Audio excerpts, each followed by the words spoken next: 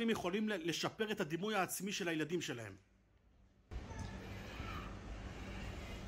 אני חושב שזה הבחור שיגיד משהו, איזה סבורה, איזה דבר, שם איזה דבר חצי חוכמה, ולא צריכים דווקא להגיד, איזה יופי זה היה, איזה חוכמה זה היה.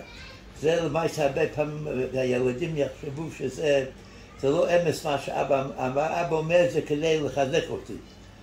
יותר קל אם הבחור יראה שאבא מתחיל לחייך בשמחה, שזה הדבר כאילו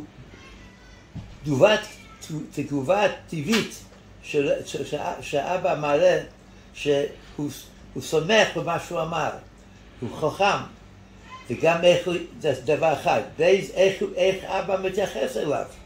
אם אבא מתייחס אליו בצורה מכובדת ולא בזלזול, ואף פעם לא בזלזול, אז אוטומטי הוא ירגיש טוב. סוף בסוף אצל הילד השופט העיקר שגורם לו את